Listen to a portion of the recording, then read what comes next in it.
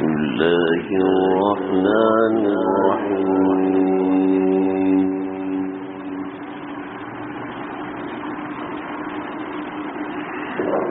فلما ذهبوا به وأجمعوا أن يجعلوه في غيابة الجب وأوحينا إليه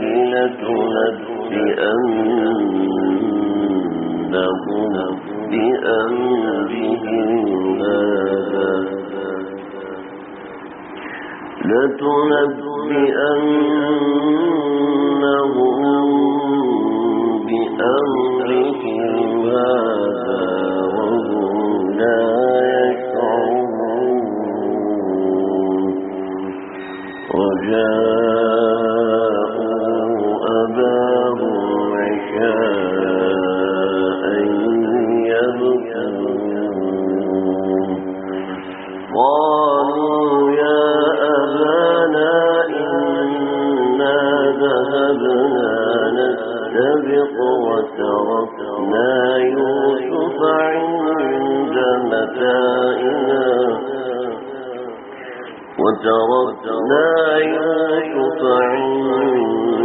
متاعنا فأكله الذئب وما أنت بمؤمن لنا ولو كنا صادقين صدق الله العظيم. اللہ کا شکر ہے، اللہ رب العزت نے ہمیں ایک دفعہ پھر اس طریقے سے بیٹھنے کی توفیق نصیب فرمائی. اللہ ہمارے اس بیٹھ جانے کو اپنی بارگاہ میں قبول فرمائے، منظور فرمائے، اپنی بارگاہ میں اس کو مقبول فرمائے. ہم نے قصص الانبیاء یعنی قرآن مجید میں جو قصے ہیں، قصص القرآن، ہم نے اس کی ایک ترتیب شروع کی تھی. اللہ سے دعا ہے اللہ اسے پایہ تکمیل تک پہنچا دے. قرآن مجید کے قصص وہ قصص ہیں جو اللہ نے سنائے ہیں مومنین کے دلوں کو سکون دینے کے لیے، منکرین اسلام کو کمو بند کرنے کے لیے، اور مومنین کو تنبیہ کے لیے، نصیحت کے لیے، سمجھانے کے لیے. وہ بہترین قصص ہیں جو اللہ نے قرآن مجید میں ذکر فرمایا ہے. تو ایک ترتیب سے اس کو ذکر کرنا شروع کیا تھا، جس کا مقصد یہ تھا کہ قرآن بھی سمجھ میں آئے، قرآن مجید کی فہم بھی ہو، اور اس کے ساتھ ساتھ اپنی اصلاح اور ہماری زندگی میں ان قصص کا کیا تعلق ہے اس کی بات سمجھ میں آئے. تو ایک ادنا سی کوشش ہے، اللہ اس کو قبول فرمائے، منظور فرمائے. ہم حضرت یوسف علیہ السلام کے واقعات تک پہنچے تھے کہ سیدنا یوسف علیہ السلام کے ساتھ کیا گزری. کچھ ابتدائی باتیں ذکر ہو چکی تھیں. ہم یہاں تک پہنچے تھے کہ حضرت یوسف علیہ السلام کے بھائی کسی طریقے سے اپنے والد کو گھیر گھار کے، اپنے والد کی منتیں کر کے حضرت یوسف علیہ السلام کو اپنے ساتھ لے آئے، اور حضرت یوسف علیہ السلام کو ایک کنویں میں ڈالا. کنعان یعنی فلسطین کے اندر وہ جگہ ہے جہاں پر وہ کنواں آج بھی موجود ہے، جس کنویں کے اندر حضرت یوسف علیہ السلام کو ان لوگوں نے ڈالا تھا. لیکن اس کی روایات مختلف ہیں کہ اب حقیقت میں وہ واقعتاً وہ کنواں ہے یا نہیں ہے، اس کے بارے میں کوئی یقینی طور پر نہیں کہا جا سکتا. لیکن بہرحال یہ وہ مقام ہے جو فلسطین میں ہے، بیت المقدس میں ہے، جس کا نام اس زمانے میں کنعان تھا. اس لحاظ سے سمجھ لے کہ بیت المقدس یعنی کہ فلسطین یہ مسلمانوں کے لیے ایک بڑی اہم جگہ ہے. اس کے اندر اللہ رب العزت نے کئی انبیاء بھیجے جو فلسطین میں رہے، جیسے حضرت ابراہیم علیہ السلام کا میں نے ذکر کیا تو ایک ڈائیگرام بنا کے میں نے آپ کو دکھائی تھی، اور حضرت لوط علیہ السلام کے حوالے سے بھی سمجھایا تھا. ایسے ہی بہت سے انبیاء علیہ السلام ایسے ہیں جو کہ بیت المقدس کے پاس رہے. حضرت موسیٰ علیہ السلام کے قصے میں آپ بیت المقدس کو انشاءاللہ بخوبی سمجھیں گے, وہاں ہم اس کو مزید ذکر کریں گے. حضرت یوسف علیہ السلام کی پیدائش بھی یہاں پر ہے, حضرت یعقوب علیہ السلام بھی یہاں پر ہے, حضرت ابراہیم علیہ السلام بھی یہاں پر ہیں, اور آج بھی ان کی قبر میں حبرون کا جو مقام ہے اس وقت, یعنی میں نے آپ سے عرض کیا تھا کہ خلیلی نامی شہر جو بیت المقدس سے 35 کلومیٹر کے فاصلے پر, وہیں پر حضرت ابراہیم علیہ السلام کی قبر بھی ہے, وہیں حضرت یوسف علیہ السلام کی قبر بھی ہے, وہیں حضرت یعقوب اور حضرت اسحاق علیہ السلام کی بھی قبر وہیں پر ہے. تو یہ بڑی اہم مقام ہے, بہت اہم جگہ ہے. تو وہاں پر جو کنواں تھا اس کنویں کو بڑے طریقے سے بنایا تھا, اور وہ طریقہ کار یہ تھا کہ وہ کنواں اوپر سے بہت تنگ کیا ہوا تھا, لیکن اندر سے وہ کنواں بہت کھلا کر کے بنایا گیا تھا تاکہ پانی اس میں سموئے اور گرمی کی وجہ سے وہ پانی بھاپ بن کے نہ اٹھے. تو یہ اس ترتیب سے کنویں کو بنایا تھا, اور پھر اس کے اندر جا بجا نیچے کچھ لکڑیاں لگائی تھیں تاکہ ان پہ کھڑے ہو کے جب پانی گہرا ہو تو اس میں اتر کے نیچے ان لکڑیوں پہ کھڑے ہو کے انسان پانی بھر سکے. تو اس کنویں میں حضرت یوسف علیہ السلام کو ڈالا, اور حضرت یوسف علیہ السلام کو ڈالنے کے بعد یہاں آیت نمبر 16 سے یہ قصہ ہمارا شروع ہو رہا ہے آج کا جو درس ہے. تو حضرت یوسف علیہ السلام جب حضرت یوسف علیہ السلام کو کنویں میں ڈال دیا, اس کا ذکر ہم پیچھے پڑ چکے ہیں. تو یہ لوگ اپنے والد کے پاس یعنی حضرت یعقوب علیہ السلام کے پاس گئے. وجاءوا اباهم عشاء يبكون, یہ اپنے والد کے پاس رات کے وقت میں گئے اور روتے ہوئے گئے, اور روتے ہوئے اپنے والد کو یہ قصہ سنایا. قالوا یا ابانا, کہنے لگے اے ہمارے باپ, اے ہمارے ابا, انا ذهبنا, ہم تو گئے, نستبق, کہ ہم مقابلہ کرنے لگے, وترکنا یوسف, اور یوسف تو چھوٹے تھے, 6-7 برس کے تھے حضرت یوسف علیہ السلام. یوسف چھوٹے تھے لہذا ان کو اپنے سامان کے پاس چھوڑا. عند متاعنا فاکلہ الذئب, لیکن اس کو بھیڑیا آیا اور یوسف علیہ السلام کو کھا گیا. وما انت بمؤمن لنا, اور آپ ہماری بات کا اعتبار نہیں کریں گے. ولو كنا صادقین, اگرچہ ہم سچے ہیں لیکن آپ ہماری بات کا بھروسہ نہیں کریں گے. انہیں جھوٹے کو پتہ ہوتا ہے کہ میں جھوٹ بول رہا ہوں, اور سامنے والا میری بات کا بھروسہ نہیں کرے گا. حضرت یوسف علیہ السلام 3 دن تک اور 3 راتوں تک اس کنویں کے اندر رہے, اور یہ بھائی وہیں پر آگے پیچھے رہے اور انتظار کرتے رہے کہ کوئی موجی چیز کنویں کے اندر داخل ہو, کوئی سانپ بچھو داخل ہو اور حضرت یوسف علیہ السلام کو ڈس لے اور وہ اندر ہی تڑپ کے ختم ہو جائے. اور ان میں ایک بھائی کی نیت یہ بھی تھی کہ یوسف علیہ السلام اندر کنویں میں رہیں گے تو مر جائیں گے, اور وہ ان کو کھانا پہنچانے کی کوشش کرتے رہے. انہوں نے حضرت یوسف علیہ السلام کو بچانے کی کوشش بھی کی, غالباً یہودا نام ہے اس بڑے بھائی کا. انہوں نے حضرت یوسف علیہ السلام کو بچانے کی کوشش بھی کی, اور وجہ یہ تھی کہ حضرت یعقوب علیہ السلام نے حضرت یوسف کو یہودا کے کندھے پر ڈالتے ہوئے کہا تھا دیکھو تم اس کی حفاظت کرنا. لہذا باپ کے ان کلمات کا اثر ان کے قلب پر تھا, اس وجہ سے وہ چاہتے تھے کہ میں اپنے بھائی کی حفاظت کروں.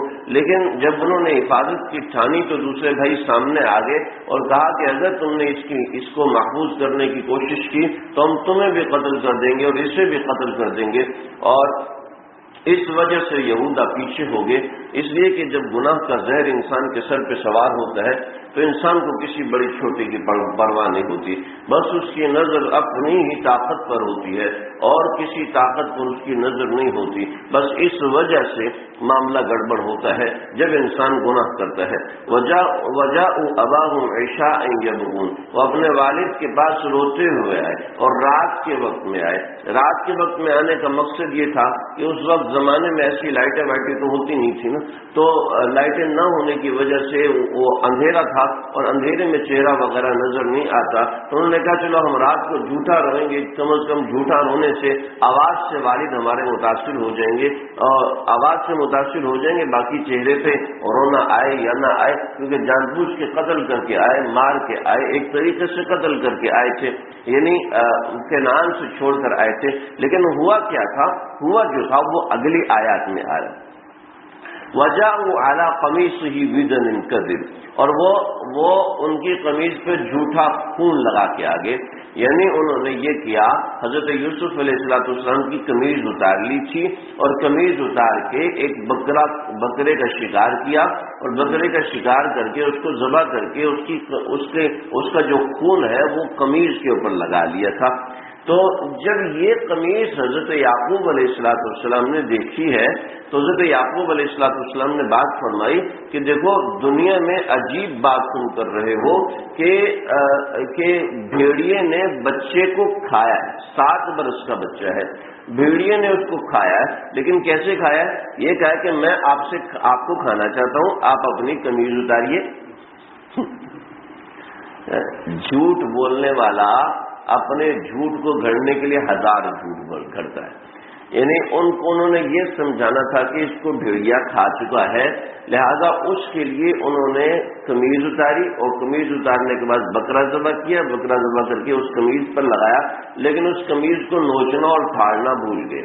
یہ سمجھے کہ سامنے والا رات کے اندھیرے میں جیسے ہمارا چہرہ نہیں دیکھ سکتا تو ایسے وہ قمیض بھی نہیں دیکھ سکے گا، یعنی اتنی انہوں نے پلاننگ کی، اتنی انہوں نے محنت کی، لیکن جھوٹ بولنے والا، گناہ کرنے والا پیچھے سراغ ضرور چھوڑ جاتا ہے، گناہ کرنے والا اپنے گناہ کا سراغ ضرور چھوڑ جاتا ہے۔ یہ ایک واضح بات ہے، اس بات کا اعلان اللہ یہاں فرما رہے ہیں کہ انہوں نے بدم کذب، جھوٹا خون بھر کے لائے تھے، تو قال بل سولت لکم انفسکم امرا، تو حضرت یعقوب علیہ السلام نے کہا نہیں، تمہاری سولت کہتے ہیں تسویل مطلب یہ کہ جھوٹ گھڑنا، جھوٹے کے پاؤں نہیں ہوتے، جھوٹا جو بندہ جھوٹ بولتا ہے تو وہ جھوٹ گھڑ رہا ہوتا ہے، اس کی باتوں سے لگ رہا ہوتا ہے کہ جھوٹ بول رہا ہے، لیکن یہ ہر ایک کو نہیں لگتا۔ آگے ایک آیت آئے گی، اس کے تحت میں انشاءاللہ اس بات کو تفصیل سے ذکر کروں۔ قال بل سولت لکم انفسکم امرا، کہا کہ بلکہ تم نے جھوٹی کہانی گھڑی ہے، فصبر جمیل، لیکن میں پھر بھی صبر کرتا ہوں۔ دیکھو، دونوں باتیں مختلف ہیں۔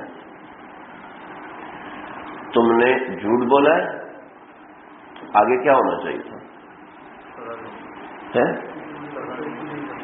نہیں، کیا ہونا چاہیے؟ کیا ہونا چاہیے؟ ہاں، تلاش کرنا۔ کیوں جی؟ سمجھ رہے؟ تلاش کرنے چلو، میرے ساتھ تلاش کرنے چلو۔ دونوں باتیں تو متضاد ہو گئی۔ کیا جواب ہے؟ جواب یہ ہے، حضرت یعقوب علیہ السلام نے خواب دیکھا تھا، اور خواب میں یہ دیکھا کہ 10 بھیڑیے حضرت یوسف علیہ السلام کے گرد موجود ہیں، اور وہ سارے کے سارے حضرت یوسف علیہ السلام پہ حملہ کرتے ہیں۔ ان میں سے ایک بھیڑیا سامنے آتا ہے، حضرت یوسف علیہ السلام کو بچاتا ہے، لیکن وہ بچا نہیں پاتا، سارے کے سارے بھیڑیے حملہ کرتے ہیں، لیکن اچانک حضرت یوسف علیہ السلام زمین میں غائب ہو جاتے ہیں۔ یہ انہوں نے خواب دیکھا تھا۔ چنانچہ اس خواب کے سہارے پہ سمجھ گئے کہ بچوں کو تو برا بھلا کہہ دیا، پھر سوچا کہ شاید انہوں نے صحیح بات کی ہو، وہ خواب بھی مجھے دکھائی دیا تھا اور یہ بھیڑیے کا بھی دکھا رہے ہیں، تو اللہ رب العزت نے ان سے یہ بات کہلوائی۔ دیکھیں، ایک تو آگے قرآن میں آپ سنیں گے، حضرت انی لاجد ریح یوسف، میں یوسف علیہ السلام کی خوشبو محسوس کر رہا ہوں۔ ایک طرف یہ فرما رہے ہیں وہ جب مصر سے قمیض چلی ہے خوشبو آنا شروع ہو گئی ہے، اور یہ اپنے بغل میں کنواں ہے، اور بغل میں کنویں کے اندر سے خوشبو نہیں آ رہی۔ اس کا مطلب یہ ہے کہ اللہ حضرت یعقوب کا صبر کا امتحان لینا چاہتے تھے، تو اس وجہ سے، اور اللہ اپنے پیاروں کا امتحان لیتے ہیں، چنانچہ فرمایا فصبر جمیل، فصبر جمیل، صبر ہو تو جمال کے ساتھ ہو، جمیل کہتے ہیں خوبصورت، یعنی خوبصورت صبر ہونے کا مطلب یہ ہے کہ انسان لا شکوہ فیہ ولا انتقام، انسان اس میں شکوہ اور انتقام کی بات نہ کرے، یعنی ان کے ساتھ چلو دکھو مجھے، چلو دیکھو، یہ نہیں، انتقام کی بات نہیں، شکوے کی بات نہیں، بس جو حقیقت تھی وہ ان کے سامنے بول دی، اور پھر کہا کہ فصبر جمیل، یعنی میرا وہ صبر ہے کہ خوبصورتی والا صبر ہے، یعنی اگر اللہ نے یوسف مجھے لوٹانے ہوئے تو لوٹائیں گے، ورنہ میں بس خاموش ہوں، میں کسی کو کچھ نہیں کہتا۔ اب یہاں پہ یہ ثابت نہیں ہے کہ حضرت یعقوب علیہ السلام روئے نہیں، بلکہ اتنا روئے کہ وہ یہ آئینہ وہ قویم، کہ وہ اتنا روئے کہ ان کی آنکھیں سفید ہو گئی، اتنا زیادہ روئے حضرت یعقوب علیہ السلام۔ تو رونا صبر جمیل کے خلاف نہیں، کسی غم کے اوپر۔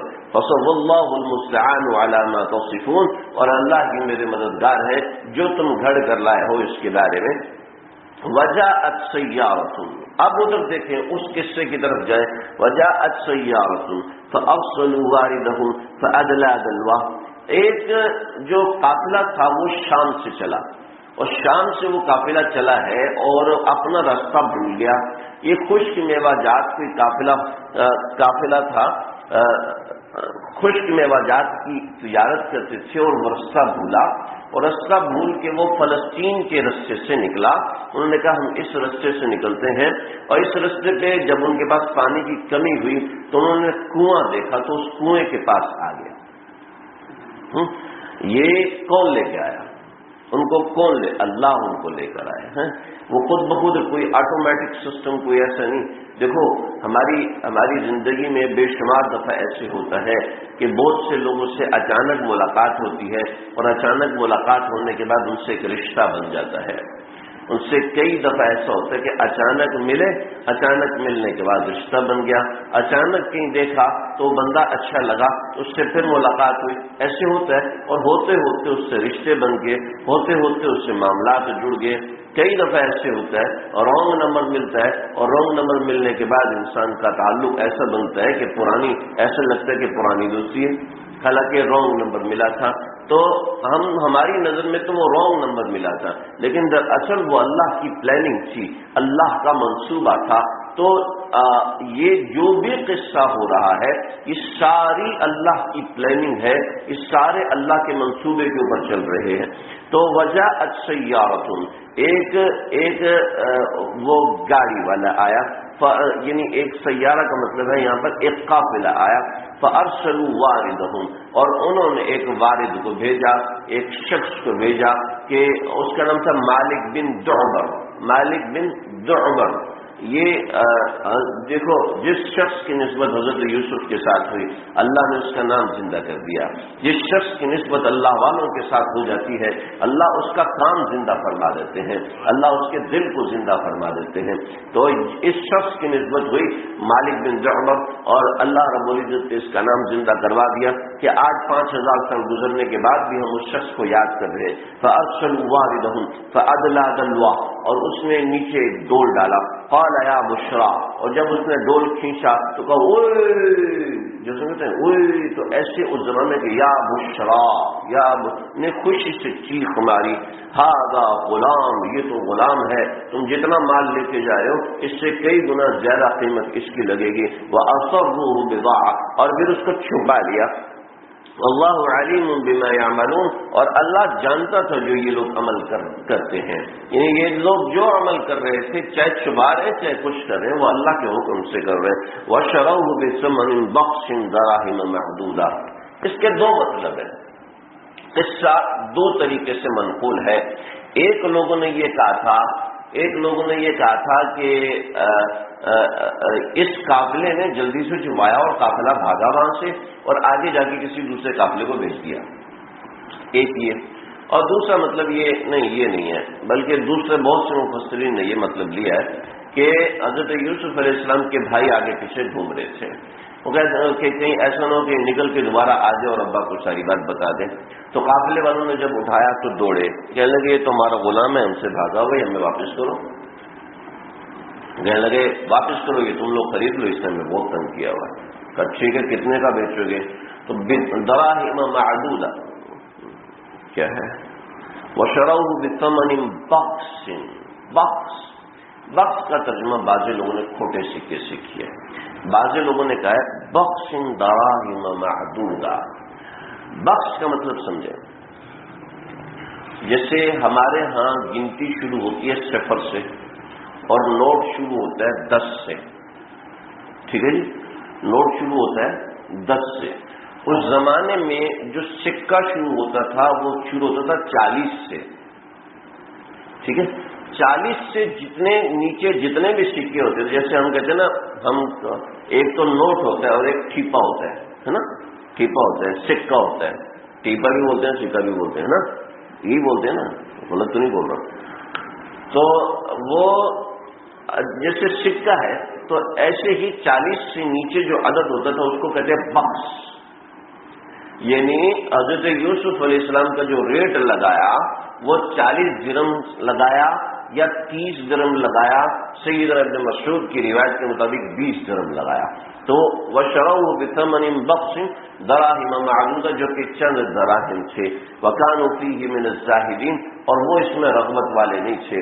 اور رغبت والے جو تھے انہوں نے کیا ریٹ لگایا, جب حضرت یوسف علیہ السلام مصر کے بازار میں پہنچے ہیں تو حضرت یوسف علیہ السلام کے جو ریٹ لگے ان میں جو رائج ریٹ ہے وہ یہ لگا کہ جو عزیز مصر نے حضرت یوسف علیہ السلام کو خریدا ہے وہ حضرت یوسف علیہ السلام کو کے وزن کے برابر سونا, وزن کے برابر ریشم اور وزن کے برابر سونے سے مہنگی چیز مشک ہوا کرتی تھی اس زمانے میں. تو یہ 3 حضرت یوسف علیہ السلام کے وزن کے برابر چیزیں آئیں, سونا, ریشم اور مشک. یہ 3 حضرت یوسف علیہ السلام کے وزن کے برابر یہ حضرت یوسف علیہ السلام کی قیمت لگی. جو قصہ نویس ہیں انہوں نے بڑی لمبی لمبی اور بے وقوفانہ قسم کی کہانیاں لکھی ہیں جو کہیں سے بھی ثابت نہیں ہے کہ حضرت یوسف علیہ السلام کو پہلے اپنے حسن پر ناز تھا تو اللہ نے 20 درہم قیمت لگوائی, اور جب وہ قافلے میں چلے اور اللہ سے روئے تو اللہ نے ان کی قیمت اتنی لگائی. یہ کوئی بات ہے, ایسی فضول بات ہے, ایسے غلط بات ہے, ایسی بات کہیں سے ثابت نہیں ہے. اگر ثابت ہو تو چلو بندہ اس کے بارے میں سوچے. انسان سے کبھی سوچ کبھی وسوسہ آ جاتا ہے تو وسوسے کے اوپر تو کوئی پکڑ نہیں ہے. تو بہرحال یہ حضرت یوسف علیہ السلام کی مصر کے بازار میں قیمت لگی. اور سمجھ لیں اللہ رب العزت اپنے پیاروں پہ آزمائشیں ڈالتے ہیں. 7 برس کا بچہ ہے, 3 راتیں اندھیرے کنویں میں گزاری ہیں. کس لیے گزاری ہیں ذرا سمجھیں, میں انشاءاللہ بتاؤں. وقال الذی اشتراه من مصر لامرأته, اور اس شخص نے جس نے حضرت یوسف علیہ السلام کو خریدا تھا من مصر سے لامرأتی, اس نے اپنی بیوی سے کہا اکرمی مثوا, اس کا خیال رکھیے, اس کا اکرام کیجیے, عسیٰ ان ینفعنا, ہو سکتا ہے کہ یہ بچہ ہمیں نفع دے, او نتخذہ ولدا, یا ہم اس کو اولاد بنائیں اس لیے کہ ہماری اولاد نہیں ہے. سیدنا ابن مسعود فرماتے ہیں کہ میں 3 لوگوں کی عقل پر حیران ہوں کہ اللہ نے ان 3 لوگوں کو جو عقل اور فراست دی تھی وہ اللہ رب العزت نے اور کسی کو نہیں دی. یعنی یہ 3 لوگ ایسے تھے کہ جنہوں نے انسان کو وقت سے پہلے پہچان لیا, اس کی صلاحیت کو وقت سے پہلے پہچان لیا. ایسے بہت کم لوگ ہوتے ہیں جو کہ انسانوں کو ان کی صلاحیت سے پہچانتے ہیں, ایسے بہت کم لوگ ہوتے ہیں. حضرت شعیب علیہ السلام کی بیٹی, کہ حضرت شعیب علیہ السلام کی بیٹیا نے حضرت موسیٰ علیہ السلام کو ایک نظر دیکھا, اور ایک نظر دیکھنے کے بعد فرمانے لگی, پردہ نہیں تھا اس زمانے میں, ایک نظر دیکھنے کے بعد فرمانے لگی کہ ابا آپ اس کو اپنے پاس ملازم رکھ لیجئے, آپ اس کو من استاجرت القوی الامین, کہ آپ اس کو اپنے پاس ملازم رکھ لیجئے, اس لیے کہ یہ شخص امانت دار بھی ہے اور اس میں کام کرنے کی صلاحیت بھی ہے. حضرت شعیب علیہ السلام کی بیٹیا نے حضرت موسیٰ علیہ السلام کو وقت سے پہلے پہچان لیا تھا. تو یہ حضرت شعیب علیہ السلام کی بیٹی کی فہم اور فراست تھی کہ جنہوں نے پہچانا. دوسرا حضرت خدیجہ رضی اللہ عنہ کی فہم اور فراست نہیں, دوسرا حضرت سیدنا ابو بکر صدیق رضی اللہ عنہ کی فہم اور فراست, جو کہ انہوں نے حضرت عمر رضی اللہ عنہ کو پہچان لیا کہ یہ شخص اس قابل ہے کہ اس زمانے میں خلافت کو سنبھالے گا اور دین اسلام کو وہاں تک لے کے جائے گا جہاں تک لوگوں کی سوچ بھی نہیں جاتی. تو حضرت صدیق اکبر رضی اللہ عنہ کی فہم. اور تیسرا عزیز مصر کہ اس نے حضرت یوسف کو دیکھتے ہی پہچان لیا اور دیکھتے ہی حضرت یوسف علیہ السلام کا وہ ریٹ لگایا کہ جو ریٹ کوئی دوسرا لگا ہی نہیں سکتا تھا. یہ جو بڑے لوگ ہوتے ہیں جن کا کام بڑا ہوتا ہے، جن کا بزنس بڑا ہوتا ہے، وہ ہمیشہ کسی ایسے بندے کی تلاش میں رہتے ہیں جو ان کے ساتھ مخلص ہو کر کام کرے، جو اپنی انٹینشن سے نہ چلے بلکہ میری انٹینشن سے چلے، جو میری رائے سے چلے، اپنی رائے سے نہ چلے۔ جو بڑے لوگ ہوتے ہیں ہمیشہ کسی ایسے مرید کی تلاش میں ہوتے ہیں، کسی خادم کی تلاش میں ہوتے ہیں، کسی طالب علم کی تلاش میں ہوتے ہیں، کسی عالم کی تلاش میں ہوتے ہیں، کسی وزیر کی تلاش میں ہوتے ہیں۔ جو بڑے لوگ ہمیشہ کسی ایسے مخلص کی تلاش میں رہتے ہیں کہ جو ہمارے اشارے پر اپنی ذہانت کو استعمال کرے، اپنی اور ایسے اور لوگ بھی ہیں جیسے کہ حضرت خدیجہ رضی اللہ عنہا، انہوں نے دیکھتے ہی نبی کریم صلی اللہ علیہ وسلم کو پہچان لیا۔ اور ایسے ہی ایک اضافہ میں اپنی طرف سے کر رہا ہوں، ایسے ہی حضرت میر صاحب رحمۃ اللہ علیہ، انہوں نے حضرت والا کو دیکھتے ہوئے پہچان لیا تھا۔ آج سے 40 سال 48 سال 50 سال پہلے حضرت والا کو کون جانتا تھا؟ اور حضرت میر صاحب خود حضرت مولانا شاہ فضل الحق صاحب سے بیعت تھے۔ جب ہمارے حضرت والا رحمۃ اللہ علیہ سے ملاقات ہوئی اور حضرت والا رحمۃ اللہ علیہ کے پاس حضرت میر صاحب کو بھیجا تھا کہ آپ جو ہے کراچی جا رہے ہیں، تو وہاں پر ایک مجھ سے بیعت ہیں جن کا نام حکیم اختر ہے، آپ ان کے پاس جائیں، وہ آپ کے رہنے سہنے کا انتظام کریں گے۔ اور حضرت میر صاحب رحمۃ اللہ علیہ آ کے حضرت والا سے بیعت ہو گئے۔ حضرت میر صاحب نے اس وقت حضرت والا رحمۃ اللہ علیہ کو دیکھتے پہچان لیا۔ اور یہ تو 90 میں حضرت والا کے اسفار شروع ہوئے اور مولانا یونس پٹیل صاحب اور دوسرے لوگ انہوں نے حضرت والا سے بیعت کی، اور پھر حضرت والا کا غلغلہ مچا، پھر عرب والوں میں غلغلہ مچا، عجب میں غلغلہ مچا۔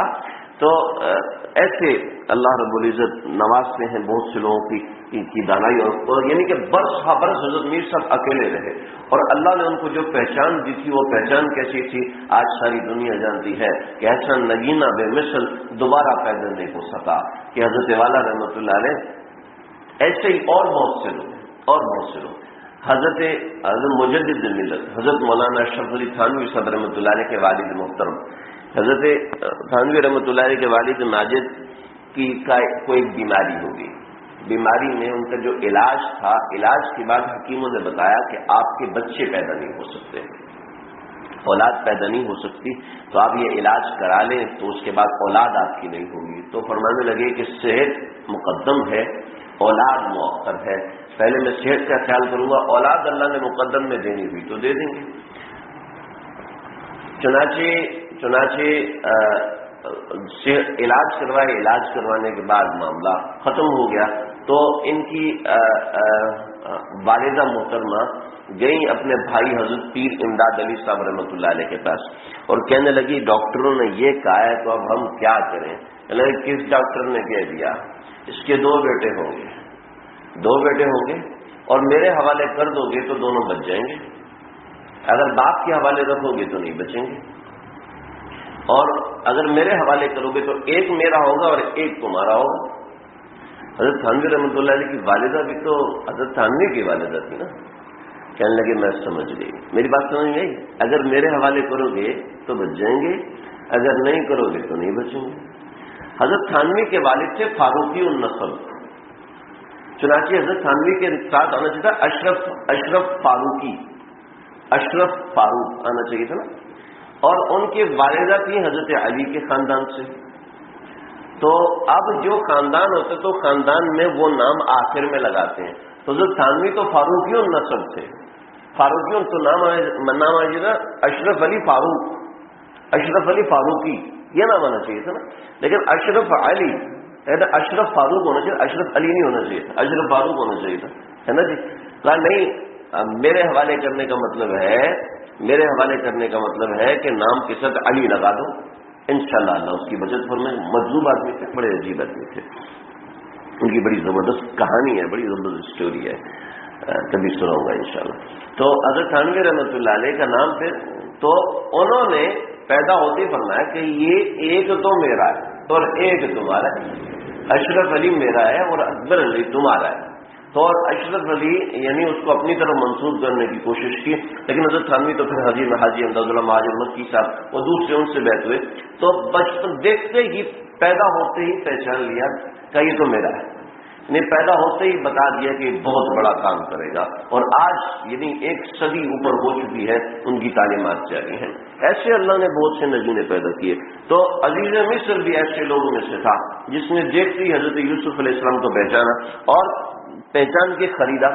خریدنے کے بعد گھر لے کر آئے، گھر میں لانے کے بعد بہت چیزیں ہیں اس آیت۔ وقال الذی اشتراه من مصر لامرأته اکرمی مثواه وعسى ان ينفعنا او نتخذه ولدا۔ اس میں بہت باتیں، اور باتیں یہ ہیں، سب سے پہلے سمجھ لیں کہ حضرت یوسف علیہ السلام کو لے کے آنے کی وجہ، اس کے بعد اگلی چیز، حضرت یوسف علیہ السلام کو عزیز مصر کے گھر میں کیوں لے کر آئے؟ آپ ذرا سمجھیں، اللہ رب العزت نے، خیر وہ بات آگے آ رہی ہے، میں انشاءاللہ اس کو ذکر کرتا ہوں۔ حضرت یوسف علیہ السلام کو جب گھر میں رکھا تو گھر میں حضرت یوسف کے طور اطوار، رہنے کا طریقہ، سلیقہ پیغمبر کی اولاد ہے، اور ان کے والد خود پیغمبر کی اولاد ہیں، دوسرے بچوں سے مختلف ہوں گے، لازمی باتیں مختلف ہوں گی، ان کی تعلیم، ان کا صبر، ان کی استقامت، اور سب سے الگ ایک منفرد قسم کی چیز کہ ان کا حسن و جمال، یعنی حسن و جمال ان کا ایسا تھا کہ اپنے چہرے پہ کپڑا ڈال کے رکھتے تھے، بڑھاپے کی عمر میں چہرے پہ کپڑا ڈال کے رکھتے تھے، تو جب لڑکپن اور جوانی کی عمر ہوگی تو پھر کیا ہوگا؟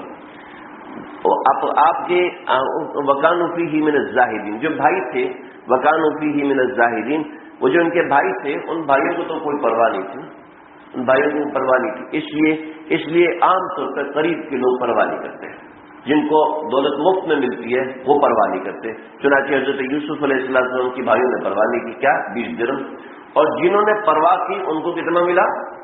یوسف کے وزن کے برابر سونا، اور اس کے علاوہ کیا تھا؟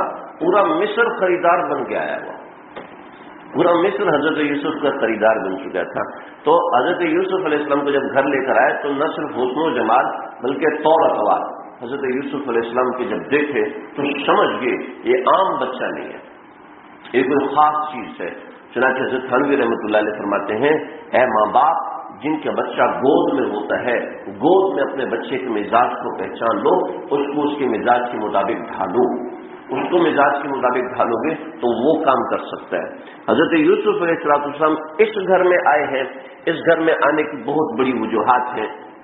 وَكَذَلِكَ مَكَّنَّا لِيُوسُفَ فِي الْأَرْضِ، حضرت یوسف علیہ السلام کو جب طور اطوار دیکھا، جب ان کا مزاج دیکھا اور ان کی باتیں دیکھی، ان کے باتیں کرنے کا انداز دیکھا، 7 سال کی عمر میں سب بچے بول رہے ہوتے ہیں، اور کچھ بچے ایسے ہوتے ہیں جو عجیب بات کر رہے ہوتے ہیں، جس سے آپ یہ چھوٹا بچہ ہے، یہ چھوٹا بچہ ہے، اس سے ایک چھوٹا لڑکا ہماری مسجد میں، اس نے ایک دن حضرت والا رحمۃ اللہ علیہ کا واعظ پڑھا، اور میں حیران رہ گیا کہ اس بچے نے کیسے پڑھا، عجیب، یعنی پڑھنے کے انداز سے پتہ چل۔ آج کل کے بچے تو سارے انگریزی پڑھنے والے، اردو کا واعظ اور کوئی مولوی کی تقریر، اور حضرت والا تو پرانے عالم ہے، اور حضرت والا کی تقریر ظاہر بات ہے، میری تقریر عام طور پہ جو چھوٹے بچے ہوتے ہیں ان کو سمجھ میں نہیں آتی، کیونکہ تھوڑی سی ایسی اردو ہے جو کہ عام کالج اور اسکولوں سے ہٹ کر ہے، اگرچہ میں درمیان میں 2-4 انگریزی کی بڑبڑ کر دیتا ہوں، لیکن پھر بھی اس سے ہٹ کر تو ہے نا، لیکن پھر بھی بچوں کو سمجھ میں نہیں آتی، کیونکہ وہ پورا دن تو کچھ اور ہی سنتے ہیں، تو ظاہر بات ہے یہاں پہ۔ لیکن اس بچے کو میں نے دیکھا، اور میں نے اپنے جو قاری صاحب اس وقت رکھے تھے ان سے کہا تھا بھائی اس کے ساتھ محنت کرو، لیکن ظاہر بات ہے کچھ بن نہیں سکا۔ اب وہ بچہ اپنے گھر والوں سے چھپ کے حفظ کر رہا ہے، بچہ اپنے گھر والوں سے چھپ کے حفظ کر رہا ہے، کہ بچپن کی عادات سے ہر ماں باپ سمجھ لیتے ہیں، کوئی ماں باپ نہیں، ہر ماں باپ سمجھ لیتے ہیں بچپن کی عادات سے کہ میرے بچے کا مزاج کیسا ہے اور میرے بچے کا مزاج کیسے بدلے۔ آج میرے پاس ایک صاحب آئے، سیم بھائی بہت اچھے ادب سے بیٹھے ہوئے ہیں، وہ بیٹھے ایسے ٹیڑھا ایک ٹانگ اٹھا کے یوں بیٹھے۔ اب ہمیں تو حضرت کی طرف سے حکم ہے نا کہ ان سے آپ نے ادب سے بیٹھنا ہے، مجھے دل تو کہہ رہا تھا اس کو یار آپ سیدھے ہو جائے، یہ کوئی طریقہ نہیں ہے، لیکن میں نے کہا حضرت آئیں گے جب اس کو دیکھیں گے خود ہی سیدھا کر دیں گے، ہمارے پاس حضرت موجود ہیں تو ہمیں کیا ضرورت ہے۔ خیر وہ بیٹھا ہوتا، میں اپنے بیٹے کو جانتا ہوں، ویسے اس کا بیٹا میرے پاس آیا، ان کی والدہ کا میرے پاس فون آیا، بہت اچھے لوگ، بہت نیک لوگ، تبدیل ہونا شروع ہوا۔ میں جانتا ہوں اس کی نفسیاتی ہیں اور اس کی نفسیاتی ہیں، اس کی نفسیاتی ہیں، اس کی۔ تھوڑی دیر بیٹھا رہا اور باتیں کرتا رہا۔ پھر جب میں نے ان سے بات کی، میں نے ان سے کہا دیکھیں آپ نے اپنے بچے کے ساتھ کیا کیا؟ میں فرینک ہو سکتا ہوں، 2 منٹ میں کمیونیکیشن کی کیا بات ہے، میں نے کہا آپ نے کیا کیا؟ آپ تو بچے سے بات ہی نہیں کرتے، آپ تو پورا دن مارکیٹنگ میں لگے ہوئے ہیں، آپ بچے کو وقت نہیں دیتے، آپ کیسے کہہ سکتے ہیں؟ چلو اس کی ایک اپنی رائے ہے۔ میں نے کہا آپ کی بھی تو اپنی رائے ہے۔ پھر سیدھا ہو کے بیٹھ گیا، ہاں۔ میں نے کہا آپ اپنے بچے کو بہت اچھے سے پہچانتے ہیں، اس کو صحیح کرنے کا کیا طریقہ کیا آپ نے؟ کون سا طریقہ استعمال کیا؟ طریقہ تو کوئی بھی نہیں کیا۔ اب ہم اپنی اولاد کو پہچانتے ہیں لیکن فوراً ہمیں غصہ آ جاتا ہے۔ ہم اپنی اولاد کو پہچانتے ہیں، فوراً اس کا علاج ہے، اس کو تبلیغ میں بھیجو، جو دفعہ 40 دن کے لیے نکل جاؤ۔ سچ کہہ رہا ہوں، ماں باپ ایسے اپنی اولاد کو مدرسے بھیجتے ہیں، ماں باپ ایسے اپنی اولاد کو تبلیغ میں بھیجتے ہیں، ماں باپ ایسے اپنی اولاد کو خانقاہ میں بھیجتے ہیں۔ بچے نوجوان بچے جو نیک بننا چاہتے ہیں وہ خانقاہ آتے رو رہے ہوتے ہیں، کیوں؟ آج ایک بچی کا ای میل تھا، میری ماں دوسری بچیوں کی تعریف ہے تو کرتی، میری تعریف نہیں کرتی، اور ماں کو اپنی بچی کے سامنے بچی کی تعریف کرتے ہوئے شرم آتی ہے۔ کیسے وہ صحیح ہوگی؟ تو او نتخذہ ولدا، اس بچے کی تربیت صحیح سے کرنا۔ وکذالک مکننا لیوسف فی الارض، اور ایسے ہم نے یوسف علیہ السلام کو زمین میں قرار دیا۔ آپ لوگ بور تو نہیں ہو رہے؟ نہیں ہو رہے نا؟ پکی والا دیکھو، ایک بڑا زبردست مضمون ہے اس کے اندر۔ اللہ نے حضرت یوسف علیہ السلام کو مصر میں اور مصر میں عزیز مصر کے گھر میں کیوں رکھا؟ ایک بات سنیں، اورنگزیب عالمگیر نے ایک مدرسہ بنایا تھا۔ یہ واقعہ مجھے میرے استاد نے سنایا جنہوں نے وہ تالاب خود دیکھا ہے۔ دہلی کی جامع مسجد کے باہر ایک تالاب تھا، اس تالاب کے باہر اورنگزیب عالمگیر اور ان کا ایک وزیر جو کہ مسلمان نہیں تھا اس کو اپنے پاس بٹھایا ہوا تھا، اور اورنگزیب عالمگیر نے ایک بہت بڑا مدرسہ بنایا تھا۔ اس کی فنڈنگ ہوتی تھی تو وہ وہاں بیٹھ کے حساب دے رہا تھا۔ اتنے لاکھ درہم جو ہے وہ مدرسے کا خرچ ہے۔ کیا فائدہ ہو رہا ہے اس مدرسے کا؟ کیا فائدہ؟ کوئی فائدہ نہیں ہے۔ مولوی بن رہے ہیں اور لوگ مسئلے بتا رہے ہیں، کوئی آؤٹ پٹ تو ہے نہیں کہ کوئی انجینئر بنے، کوئی ڈاکٹر بنے، ہمارے جہاز بنائے، ہمارے یہ بنایا، وہ آؤٹ پٹ تو ہے نہیں، مولوی بنائے جا رہے، کیا فائدہ؟ ایک بچہ بچہ ادھر آؤ، بیٹھو۔ ہاں جی صاحب، اب یہ بتاؤ کہ یہ جو تالاب ہے اس تالاب میں کتنا پانی ہے؟ تو مینو کی بتاؤ، تالاب میں کتنا پانی ہے؟ مجھے کیا پتا؟ کہا بیٹا ذرا بتاؤ تالاب میں کتنا پانی؟ کہ بادشاہ سلامت آپ کا سوال غلط ہے۔ اگر یہ کہہ دیا جائے کہ تالاب میں کتنا پانی تو اس کا کوئی جواب نہیں ہے۔ آپ پیمانہ مقرر کریں، آپ پیمانہ مقرر کریں کہ تالاب میں کتنے پیالے پانی ہیں، آپ پیالے کو متعین کریں۔ آپ کا سوال ایسا ہونا چاہیے کہ تالاب میں کتنے پیالے پانی ہیں۔ اس زمانے میں پیالہ ہوتا یا لیٹر تو ہوتا نہیں تھا، پیالہ ہوتا تھا۔ تو آپ متعین کریں پیالہ کون سا ہے۔ چلے آپ نے متعین نہیں کیا تو میں جواب دیتا ہوں، اگر تالاب جتنا پیالہ ہے تو 1 پیالہ پانی، اگر تالاب کا آدھا پیالہ ہے تو 2 پیالے، تالاب کو چوتھائی اور 3 پیالے، 4 پیالے، تالاب کا سمن ہے تو 8 پیالے، باقی آپ خود ہی گنتے جائیں۔ اللہ السلام علیکم۔ وہ وزیر منہ دیکھ رہا ہوں تو جو مجھے سنانا ہے وہ یہ ہے، بادشاہ نے کہا دیکھو ذہانت میں یہ بچہ تم سے آگے ہے، لیکن میں نے وزیر تمہیں بنایا، میں اس بچے کو وزیر نہیں بناؤں گا کبھی بھی۔ کیوں؟ اس لیے کہ تیرا باپ میرے باپ کا وزیر تھا، تجھے وزیر کا گھر ملا، تو نے گھر میں آنا جانا دیکھا کہ وزارت میں مشکلات کون سی ہوتی ہیں، آسانیاں کون سی ہوتی ہے، فوج کو کیسے ٹیکل کرنا ہے، مقابلین کو کیسے ٹیکل کرنا ہے، ماتحتوں کو کیسے ٹیکل کرنا ہے۔ اب جب تیرا باپ یہ تھا تو تجھے ان چیزوں کا تجربہ ہے، لہذا تو اس چیز میں ماہر ہے۔ لہٰذا میں نے اس لیے تجھے اپنا وزیر بنایا۔ اللہ نے حضرت یوسف علیہ السلام کو کنعان سے نکالا تھا اس لیے کہ مصر کی حکومت حضرت یوسف علیہ السلام سے کروانی تھی، لہذا مصر کے سب سے طاقتور ترین انسان کے گھر میں اللہ رب العزت نے حضرت یوسف علیہ السلام کو رکھوایا۔ یہاں پر ایک مسئلہ ہے اور وہ یہ ہے کہ مصر میں حکومت کس کی تھی؟ اس کا جواب میں انشاءاللہ اگلی دفعہ دوں گا، کیونکہ وہ ایک لمبی بحث ہے، کچھ علمی بحث ہے، تو بالکل ابتدا میں کروں گا تو انشاءاللہ زیادہ سمجھ میں آئے گی۔ اس لیے کہ بہت سے مفسرین نے کہا کہ فراعین تھے اور بہت سے مفسرین نے کہا نہیں کہ کوئی اور بادشاہ تھا، تو میں انشاءاللہ اس کے بارے میں ذکر کروں۔ وَكَذَلِكَ مَكَّنَّا لِيُوسُفَ فِي الْأَرْضِ، اسی طریقے سے ہم نے یوسف علیہ السلام کو زمین میں جگہ دی، اس لیے جگہ دی، کیوں جگہ دی؟ تاکہ حضرت یوسف علیہ السلام امور سلطنت دیکھیں۔ اور کیا دیکھیں؟ جب آپ وزیر کے گھر میں ہیں، ٹھیک ہے، یعنی کہ مرکزی آدمی کے گھر میں، تو فوج کے وزراء بھی وہاں آئیں گے، ٹھیک ہے، اکاؤنٹس کے وزراء بھی وہاں پر آئیں گے، خزانے کے ماہرین بھی وہاں پر آئیں گے، ارضیات کے ماہرین بھی وہاں پر آئیں گے، شکایت والے بھی وہاں پر آئیں گے، ہے نا جی۔ اب دیکھیں، ایک آدمی اگر اچھا پڑھ رہا ہے اور اس کا ابا اچھا پڑھا ہوا نہیں ہے تو وہ کیا کہتا ہے؟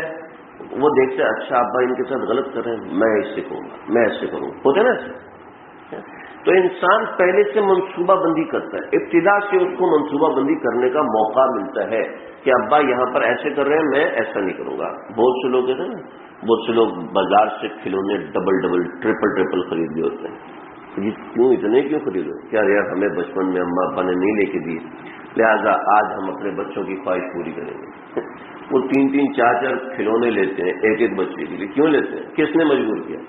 ابا نے کون سا آپ کے ظلم؟ لیکن ایک بچپن سے بات ذہن میں بیٹھی ہوئی تھی نا کہ ہمیں تو یہ والا کھلونا نہیں، اپنے بچے کو لازمی لے کے دیتا ہے نا جی۔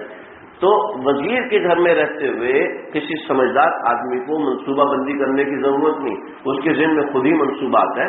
جیسے کہ حضرت سلیمان علیہ السلام حضرت داؤد علیہ السلام کے بیٹے ہیں، اور حضرت داؤد علیہ السلام بادشاہ تھے، حضرت سلیمان علیہ السلام ان کے بیٹے تھے۔ حضرت داؤد علیہ السلام نے کئی فیصلے کیے اور حضرت سلیمان علیہ السلام نے ان کو توڑ کے صحیح کر دیا۔ حضرت سلیمان علیہ السلام ہیں 19 برس کے، جتنا یہ ہے، ٹھیک ہے، اور حضرت داؤد علیہ السلام اتنے بڑے جیسے آپ کے ان کے ابا ہیں۔ ایک عورت آئی لڑائی کر رہی ہے، اس کی گود میں جو بچہ ہے وہ میرا ہے، اور جو دعویٰ کر رہی ہے اس کی گود میں جو بچہ ہے وہ میرا ہے، وہ چیخ رہی ہے، مچایا ہوا۔ دلائل یہ دیکھو، اس کا رنگ، اس کی شکل۔ اب بچہ ہے 5 دن کا، 5 دن کا بچہ تو ہر عورت کے ساتھ ملتا ہے جی، جو عورت اٹھا لے گی اس کا بچہ ہو جائے جی۔ ایک ہی قبیلے کی عورتیں ہوں، ایسا نہیں کہ ایک اسرائیل کی اور دوسری پاکستان کی، تو فرق ہوگا نا، تو ایک انڈونیشیا کی اور دوسری پاکستان کی، فرق ہوگا۔ اب ایک ہی قبیلے کی، ایک ہی خاندان کی 2 عورتیں لڑائی ہو رہی ہے کہ بچہ میرا بچہ، اس کا بچہ رات کو شیر اٹھا کے لے گیا، اس نے میرا بچہ قابو کر لیا۔ اب اس نے دلائل دی، دوسری تو بوگی تھی، آتا نہیں تو اس کو، اللہ میاں کی گائے تھی، اس کو کچھ نہیں آتا، چنانچہ وہ بولنے لگے تو یہ آگے سے دیکھ میرے پاس آگے خوش ہو رہا ہے، اب اس کو کھلانے کا طریقہ آتا ہے۔ حضرت داؤد علیہ السلام نے کہا دیکھو سارے دلائل اس کے حق میں، لہذا بچہ اس کو دے دو، چنانچہ دے دیا۔ حضرت سلیمان علیہ السلام کہیں کھیل رہے تھے، ان کو کسی کا پتہ چلا بہت خطرناک کیس آیا ہوا ہے، سارا شہر جمع ہے، حضرت داؤد علیہ السلام کیا فیصلہ کرتے ہیں؟ اور جناب حضرت سلیمان بھاگے، جب وہ آئے حضرت داؤد نے فیصلہ لکھا، اٹھ کے چلے گئے۔ حضرت سلیمان آ کے پیچھے کرتے ہوئے دوبارہ آؤ، دوبارہ بلایا، کہاں مجھے دلائل دو، کہا بادشاہ نے فیصلہ کر دیا، میں فیصلہ منسوخ کرتا ہوں، لاؤ۔ اب بیٹا تو فیصلہ منسوخ کر سکتے ہیں نا، لاؤ جی اپنے دلائل دو، دوسری عورت سے بولنے نہیں ہو رہا۔ حضرت سلیمان سمجھ گئے کہ بچہ ہے اس کا، کیونکہ جو چیز نیچے سے نظر آتی ہے وہ اوپر سے نظر نہیں آتی ہے نا جی، جو نیچے سے اوپر جاتے ہیں وہ ہر منزل کو پار کر کے جاتے ہیں، جو ڈائریکٹ اوپر بن کے بیٹھ جاتے ہیں، جیسے ابا کے پیسے ملے بیٹے کو اور بیٹا فیکٹری کے اوپر آنر بن کے بیٹھ گئے، تو اس کو نیچے والوں کا احساس نہیں ہوتا عام طور پر، اور جو نیچے سے محنت کرتا ہوا جاتا ہے اس کو بہت چیزیں سمجھ میں آتی ہیں۔ چنانچہ حضرت داؤد علیہ السلام حضرت سلیمان نے کہا اچھا یہ بات ہے، اب وہ ہے جوان، اب وہ جو بھی فیصلہ کریں گے ماننا پڑے گا، اور حضرت داؤد علیہ السلام بوڑھے، اب کیا ہے، تاکہ بچے کو درمیان میں رکھو. لوگوں نے سمجھا کہ بچے کو درمیان میں رکھ کے بچہ جس کی طرف جائے گا 5 سال کا بچہ کس کی طرف جائے گا؟ سارے پریشان. بچے کو درمیان میں رکھو. کہا جلاد کو بلاؤ 2 ٹکڑے کر دو، ایک اس کو اور ایک اس کو دے دو. تو جو ادھر والی عورتیں کہتے ہیں نہیں میں جھوٹ بول رہی تھی، میرا بچہ ہے ہی نہیں، یہ اسی کا بچہ ہے. دیکھو سارے دلائل اس نے دیے ہیں، یہ باتیں اس نے کہ یہ اسی کا بچہ ہے. دوسری بدھی وہ اس کو سمجھ ہی نہیں ہے کہ میرے ساتھ کھیل کیا کھیلا ہے، اس کو سمجھ ہی نہیں لگی اور کہنے لگی وہ آگے سے چپ کرے نہیں بچہ اس کا دے دو دے دو دے دو. اب ادھر درد صرف ماں کو ہو سکتا ہے، کسی اور کو نہیں ہو سکتا. حضرت سلیمان نے وہاں ہاتھ رکھا، کہا کہ بچہ اٹھاؤ، اٹھایا، کہا اس کو دے دو. بچہ اسی کا ہے، اس لیے کہ ہو نہیں سکتا کہ ماں اپنے بچے کو 2 ٹکڑے ہوتا دیکھ لے اور اس کی عقل ماری گی، اس کو سمجھ ہی نہیں ہے کہ فیصلہ کیا ہوا ہے. ایسا ہو بھی سکتا ہے یعنی. اور اس کو فوراً ہے کہ اگر خدا نہ خاصا بچے کو چاقو لگے تو بچہ تو گیا، تو میرا بچہ تو کم از کم بچ جائے، چاہے کسی اور کے پاس رہے. تو یقیناً یہ ماں یہ جھوٹی، اس کو کوڑے بھی مارو، اس کو کوڑے بھی مارو. 4 کوڑے مارنے کے بعد کہنے لگے ہاں بچہ اسی کا تھا، میرا نہیں تھا. فوراً مان گئی. اور یہ ایسا فیصلہ تھا جس نے حضرت داؤد علیہ السلام کو ہلا کے رکھ دیا. یعنی جو نیچے سے بیٹھ کے دیکھ رہے ہیں تو حضرت سلیمان علیہ السلام کو اللہ نے ویسی فہم اور فراست دی تھی، لیکن یہ ایسے نہیں ملتی. جب آج میں کہنا شروع کر دوں میں اپنے ابا کو دیکھا تھا، میں اس وجہ سے ہوں کہ میں نے ابا کی غلطیاں پکڑی، ایسا نہیں ہے. دیکھو وجہ ہے اس کی، میں آپ کو بتا دوں. وَلِنُعَلِّمَهُ مِن تَعْوِيلِ الْأَحَادِيثِ، وہ اگلی آیت میں انشاءاللہ آئے گا، میں انشاءاللہ اس کو ذکر کروں. وَلِنُعَلِّمَهُ مِن تَعْوِيلِ الْأَحَادِيثِ، اور ہم اس کو باتوں کی تعبیر دیں. کیوں کیسے دیں باتوں کی تعبیر؟ جب حکومتی امور دیکھے گا، جب حکومتی معاملات دیکھے گا مجرم جرم کیسے کرتا ہے. اب میرے سامنے ایک فقیر ہے، اللہ کے واسطے دیکھو رو، میں دوبارہ کبھی پیسے نہیں مانگوں گا، کبھی، میرا اللہ کی قسم میرا وعدہ ہے میں کبھی پیسے نہیں مانگوں گا. آج عید کی رات میں مجھے 100 روپے دے دو، میرے کچھ نہیں ہے. اور یہ میں نے کہا پکا دوبارہ نہیں مانگوں گی؟ پھر پکا وعدہ کرتا ہوں، اللہ کی قسم کھاتا ہوں. میں نے اس کو 100 روپے دے دیا. تو مجھے دکان والا کہتا ہے دکان پر مولوی صاحب ایسے باتوں پہ اعتبار کر لیتے. میں نے کہا یار قسم کھا رہا ہے، قسم جھوٹی تو نہیں کھا سکتا، مسلمان ہے، رمضان ابھی ختم ہوا ہے، عید کی رات ہے، خوشی کا موقع ہے. میں نے دیکھا اگلی دکان پہ پیسے، ایک بندے کو پھر قسم دے کے پیسے مانگا. دل تو کیا بھی اس کو روک کے اس کو کوئی شرم نہیں آتی. اب یہ چیز جب میں دیکھوں گا تو مجھے سمجھ میں آئے گی نا یہ دھوکے باز لوگ ہوتے ہیں. یہ دیکھے بغیر تو سمجھ میں نہیں آئے گی نا. مجرم جرم کرنے کے بعد کیسے منہ کرتا ہے، اور مجرم جرم کرنے کے بعد منہ کتنا معصوم بناتا ہے نا. یہ جو طالب علم ہوتے ہیں جب یہ داخلے کے لیے جاتے ہیں اس وقت ان کا منہ دیکھو، اتنے معصوم ہوتے ہیں، اتنے دیکھ کے دیکھتا داخلہ دے دیں. اور جب وہ سال کی طرح حرکتیں کرتے ہیں، او ہو نکال دیں، ایسا تھوڑی ہے، میں کسی باپ کا نوکر تھوڑی ہوں. تو ایسے ہوتا ہے. تو مجرم کیسے منہ بناتا ہے؟ وَلِنُعَلِّمَهُ مِن تَأْوِيلِ الْأَحَادِيثِ، ایسی جگہ پہ رہ کے انسان سیکھ سکتا ہے، دیہات میں نہیں سیکھ سکتا. کنعان میں حضرت یوسف امور سلطنت نہیں سیکھ سکتے تھے. دیکھو دنیا دار الاسباب ہے. اللہ نے انبیاء کو بھی کسی جگہ پر بٹھایا ہے تو ان سے مشقت کروائی. واللہ غالب علی امرہ ولکن اکثر الناس لا يعلمون. اکثر لوگ تو جانتے نہیں، کہتے ہیں یار ہمارے ساتھ مصیبت آئی ہے، ہمارے ساتھ تکلیف آئی ہے، ایسا ہوا ویسا ہوا. تو اکثر لوگ ایسا سمجھتے ہیں، لیکن اصل میں اللہ کی اس کے پیچھے حکمت کچھ اور ہوتی ہے. کچھ ولما بلغ اشدہ آتیناہ حکما وعلما وکذلک نجزی المحسنین.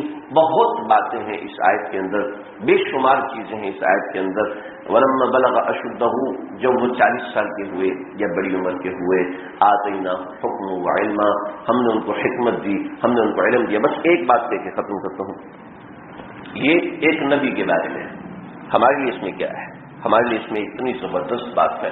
بڑے بزرگان دن فرماتے ہیں جو شخص 40 دن، جو شخص اپنی عمر کے 40 سال ایسے گزار لے جس میں تقویٰ ہو، جس میں متانت ہو، جس میں سنجیدگی ہو، جس میں تقویٰ ہو، متانت ہو، سنجیدگی ہو، یعنی کوئی چیز خلاف شرع نہ ہو. سنجیدگی تو ایسے میں نے متانت کے ساتھ جوڑ کے کہہ دیا. تقویٰ ہو اور متانت کے ساتھ 40 برس کی زندگی گزارے. 40 سال کی عمر میں اللہ اس کو حکمت دین ضرور عطا فرماتے ہیں. جو شخص 40 سال تک تقویٰ کی زندگی گزارے، 40 سال کا مطلب 15 سال کے بعد سے شروع ہوتا ہے، یعنی 40 برس کی عمر تک 40 برس کی عمر تک جو شخص تقوی کے ساتھ رہتا ہے، یا 33 برس کی عمر تک اس آیت کے تحت لکھا ہے علماء نے کہ جو 40 یا 33 برس تقوی سے رہتا ہے تو اللہ رب العزت اس کو علم بھی عطا فرماتے ہیں اور حکمت بھی عطا فرماتے ہیں، اور علم لدنی ہوتا ہے، علم دین نہیں، فقاہت کے دین نہیں، علم لدنی اللہ عطا فرماتے ہیں۔ اور ہمارے اکابرین فرماتے ہیں، حضرت مولانا سید سلمان ندوی رحمۃ اللہ علیہ، حضرت مولانا ابو الحسن ندوی رحمۃ اللہ علیہ، یہ ان دونوں باتوں کو بڑی کثرت سے بیان فرماتے تھے جو عقل روح کو حاصل ہوتی ہے وہ انسان کے جسم کو حاصل نہیں ہو سکتی، اور وہ عقل انسان کو ہمیشہ تقوی سے رہنے سے حاصل ہوتی ہے۔ جو شخص میں آج حضرت والا کا بیان سن رہا تھا، حضرت نے دعا فرمائی، رولا دیا، فرمایا کہ اے اللہ، گناہ کرنا تو دور کی بات، اکثر ایک سانس آپ کو ناراض نہیں کرنا چاہتا، ایک سانس آپ کو ناراض نہیں کرنا چاہتا۔ جو شخص ایسے حکمت بھرے 40 سال گزارے، اللہ اس کو حکمت اور علم دین ضرور عطا فرمائیں گے، اور ایسا عطا فرمائیں گے۔ ابو الحسن ندوی رحمۃ اللہ علیہ، سید مولانا ابو الحسن ندوی رحمۃ اللہ علیہ فرمایا کرتے تھے کہ دوستو، اللہ ایسی حکمت عطا فرماتے ہیں کہ بڑے بڑے بادشاہوں کی عقل اس کے سامنے فیل ہو جاتی ہے، بڑے بڑے بادشاہوں کی عقل فیل ہو جاتی ہے۔ شرط ہے کہ انسان تقوی کے ساتھ زندگی کے 40 برس گزارے، شرط ہے زندگی کا جو وقت ہے وہ تقوی کے ساتھ گزارے۔ اور یہ 40 برس کی عمر کسی کی گزر چکی، کسی کی کچھ باقی ہے، اس کے ذہن میں ایسا خیال پیدا ہو رہا ہے کہ میرے تو یہ وقت گزر چکا، جن کا دیکھو نہیں گزرا، جیسے آپ جو کچھ نوجوان بچے بیٹھے ہو، آپ کا نہیں گزرا۔ یقین کرو، جب گناہ کا موقع آتا ہے، جیسے اگلے درس میں آئے گا، گناہ کا جب موقع آتا ہے اس وقت پتہ چلتا ہے، اس وقت نہیں پتہ چلتا۔ گناہ کا جب موقع آتا ہے، نیکی کا جب موقع آتا ہے، موقع مل رہا ہے، موقع ہے نماز پڑھنے کا، نہیں پڑھ رہا۔ ہمارے ڈاکٹر شفقت صاحب فرماتے ہیں کہ جب تقاضا ہو نا نیکی کا، فوراً کر لیا کرو، دیر نہ کیا کرو۔ اس نصیحت سے، یہ نصیحت میں نے آج سے تقریباً 12 سال پہلے سنی تھی۔ یقین کیجیے اس نصیحت کا اتنا فائدہ ہے میں نہیں بتا سکتا آپ کو۔ نیکی کا کبھی کبھی دل کرتا ہے نا، عمر کرتا ہے نا، لیکن خاص طور پہ جوانی میں بہت زیادہ کرتا ہے۔ جب انسان کا بال سفید ہو جاتے ہیں تو پھر ٹھنڈی نیکیاں ہوتی ہیں، جوانی میں گرم نیکیاں کرنے کا دل کرتا ہے، جیسے گرم موٹر سائیکل چلانے کا دل کرتا ہے نا، 110 120 پہ جب مزہ ہے۔ جب بڑھاپے میں عام طور پہ ٹھنڈی نیکیاں کرنے کا، یار کہیں کنواں کھدوا دو، یار کہیں مسجد بنوا دو، جتنے پیسے جو نہیں کر دوں گا۔ بڑھاپے میں انسان ٹھنڈی نیکیاں کرتا ہے، اور جوانی میں انسان گرم نیکیاں کرتا ہے۔ اور آج اعتکاف بیٹھتے ہیں، اس دفعہ اعتکاف بیٹھتے ہیں، مزہ آئے گا۔ اس دفعہ یہ یعنی مشکل ترین کام کرتا ہے۔ جب جوانی میں آپ کو نیکی کرنے کی طلب پیدا ہو، فوراً کر لیے، دیر نہ کہ مثلاً 2 رکعت نماز پڑھنے کا جی کر، کتنی بھی مشقت اٹھا کے پڑھ لو نماز، یقین کرنا اتنا مزہ آئے گا کہ مزاج نیکی والا بن جائے گا، مزاج میں نیکی غالب آ جائے گی۔ تو جس کی عمر 40 برس تک نہیں پہنچی وہ اپنی اس عمر کو استعمال کرے، تجربہ کر کے دیکھ لیں۔ ہمارے بزرگوں کا چیلنج ہے، کوئی 40 برس کی عمر تک تقویٰ سے رہے۔ تقویٰ سے رہنے کا مطلب یہ نہیں گناہ نہیں ہوگا، گناہ ہو سکتا ہے، توبہ کرے گا، گناہ ہو سکتا ہے، کرے گا نہیں۔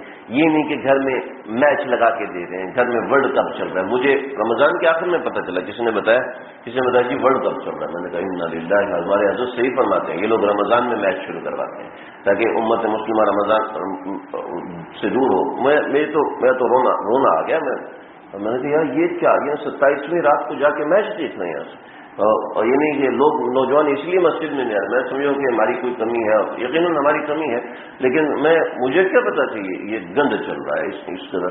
تو جوانی کے اندر گناہوں کے تقاضے بھی شدید ہوتے ہیں، تو نیکی کا تقاضا بھی شدید ہوتا ہے۔ 40 برس جس کی عمر نہیں ہوئی وہ اپنی عمر کو غنیمت جانے، کسی کا 1 سال باقی، کسی کے 2 سال باقی، اور کسی کی عمر اوپر ہو چکی ہے تو کوئی گھبرانے کی بات نہیں۔ اس کے بعد 2 راستے ہیں۔ پہلا راستہ توبہ کرے۔ توبہ اللہ کو بڑی پسند ہے، اتنی پسند ہے ہر چیز کی تلافی ہے. ہمارے مفتی نعیم صاحب کے پاس میں ایک بار پریشان ہو گیا. میں گیا، بہت پہلے کی بات ہے، میں گیا اس سے جی بہت پریشان ہوں، یہ شخص انتہائی مایوس ہے، انتہائی مایوس ہے. کہتے میں نے ابا کو ناراض کیا، ابا مجھ سے ناراض تھے اور مجھے کہا کہ میرے جنازے کو کندھا نہیں دینا، انتقال ہو گیا، مجھے میرے بھائیوں نے قبر پہ جانے نہیں دیا، میں کیا کروں؟ اس سے آتے ہوئے فرمایا کوئی بات نہیں. صرف اتنی سی بات سے میری ٹینشن تو ختم ہو گئی. کیا؟ کوئی بات نہیں، توبہ کرنے سے ہر چیز کی تلافی ہو جاتی ہے. اس کی بھی ہو جائے گی؟ کہا جی اس کی بھی ہو جائے گی. کہا اس سے جی جو استاد اپنے والدین کی خدمت کرنی تھی کہ اس میں کون سی بات ہے؟ دعا کرے وہ بھی تلافی ہو جائے گی. دعا کرے اللہ نے پیسے دیے ان کی طرف سے صدقہ جاریہ کرے، ان کی طرف سے صدقہ کرے، بس اس کی بھی تلافی ہو جائے گی. کیا ہمارا پیارا دین ہے. اگر جو 40 برس سے اوپر ہو، نمبر 1 تو توبہ کرے، نمبر 2 اس کی تلافی کرے اپنی اولاد کے اوپر، اپنی اولاد پہ اس کی تلافی کرے. جس کی اولاد نہیں ہے وہ صدقہ جاریہ کے ذریعے سے تلافی کرے، یعنی کسی کی اولاد کے اوپر دین کی محنت کرے، کسی دوسرے کے اوپر دین کی محنت کرے، تو اللہ رب العزت انشاءاللہ اس کی اولاد کو ایسا بنائیں گے. ہمارے بہت بڑے بزرگ ہیں، اصل میں چونکہ مختلف فی شخصیت ہے اس لیے میں نام نہیں لینا چاہتا. تو ایک حلقے میں بیٹھے ہوئے تھے اور بڑا اللہ نے ان کو نوازا ہے، بڑا کام لیا ہے. جو کمیاں کوتاہیاں ہر بندے میں ہوتی ہیں، کسی کا ہائی لائٹ ہو جاتی ہے، کسی کے اللہ چھپا دیتے ہیں، ہمارے اللہ نے چھپا دی ہیں. اس وجہ سے چند ایک لوگ پسند محبت سے دیکھ لیتے ہیں، پیار سے بات کر لیتے ہیں. کہنے لگے حضرت آپ بتائیے کہ آپ کو جو اللہ نے اتنا نوازا اس کا راز کیا ہے؟ تو کہنے لگے وہ تھوڑا سا گستاخ ٹائپ آدمی تھا. گستاخ ٹائپ نہیں، جرت والا آدمی، گستاخ نہیں، جرت تو بول گیا ورنہ کسی میں ضرورت نہیں تھی. بیان کے دوران کھڑا ہوا، حضرت بیان بند کریں، حضرت مجھے یہ بتائیں کہ اللہ نے آپ کو اس چیز سے کیسے نوازا؟ چپ ہو گئے. پھر اپنے امامے سے پلو صاحب اپنے آنسو پہنچے، تھوڑی دیر سر جھکا کے بیٹھے تھے.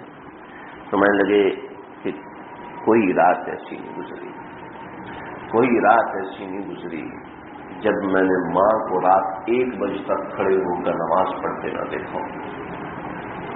اور میری ماں دعائیں کرتی تھی، اس کے کمرے سے آوازیں میرے کمرے میں آتی تھی.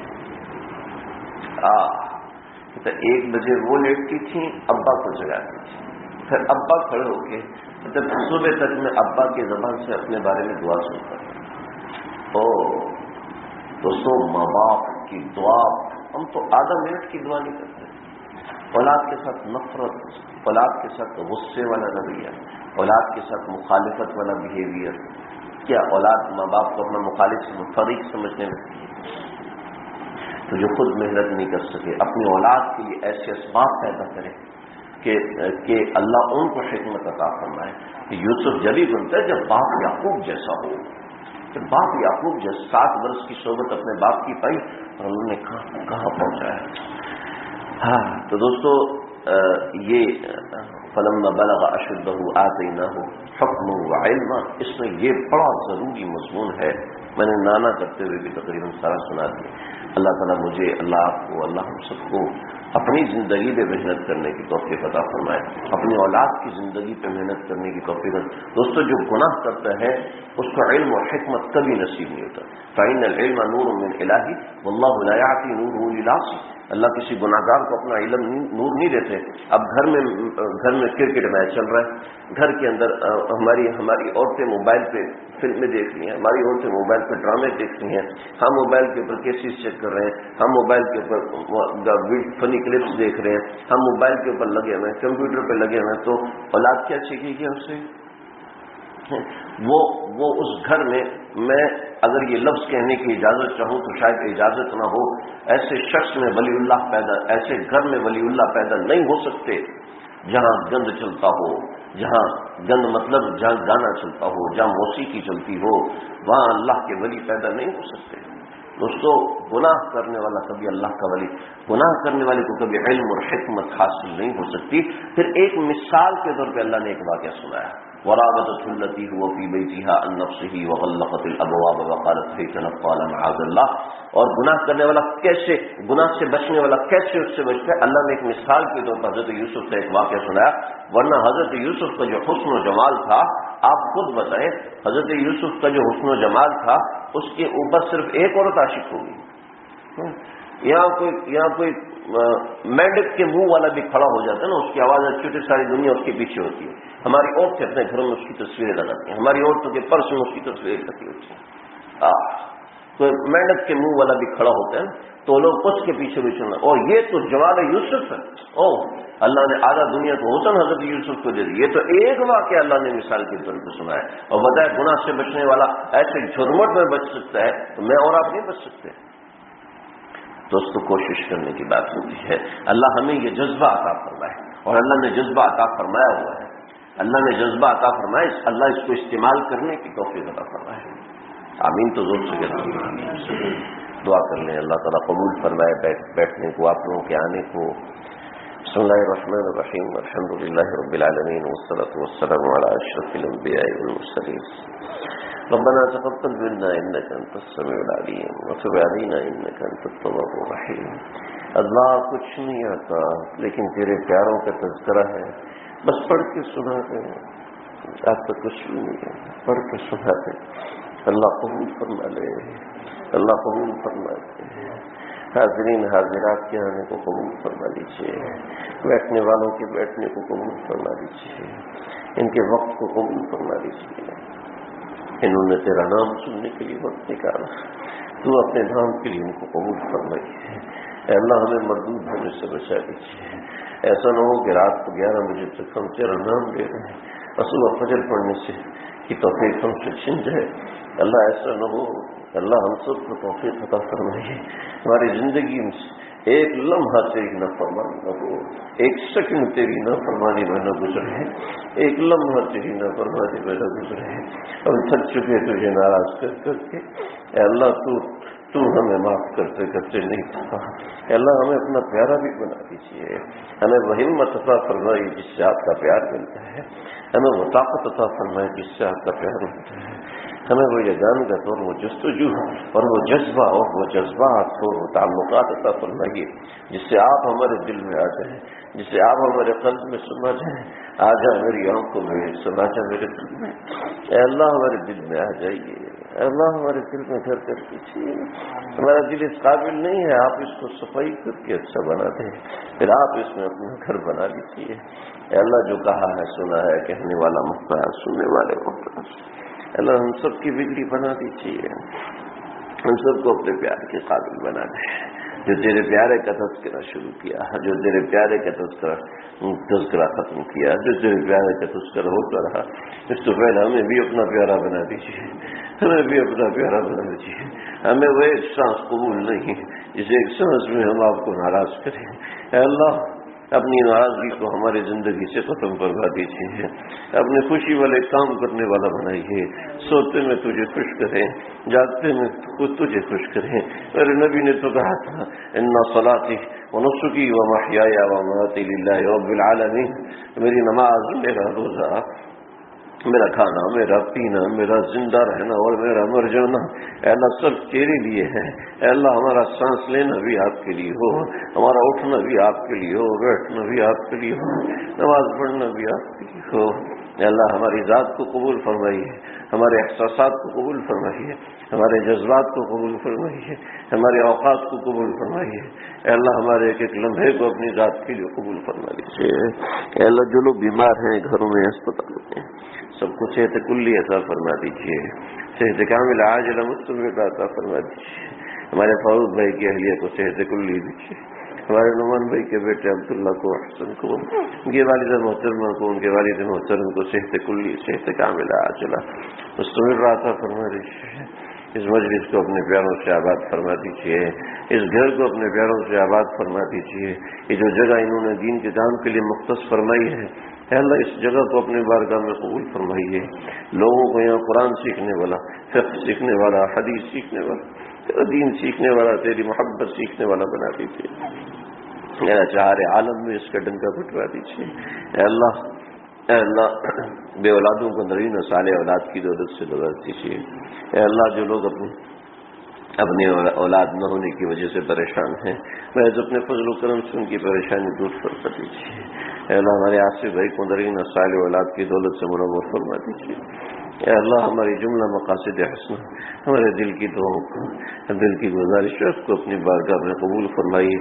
بہت سے لوگوں نے دعاؤں کو کہا ہے، جو کہنا چاہتے تھے نہیں کہہ سکے، جو امید وابستہ رکھتے ہیں، جنہوں نے پیغام بھیجے نہیں ملا، اللہ سب کی بگڑی بنا دیجیے، اللہ سب کی بگڑی بنا دیجیے۔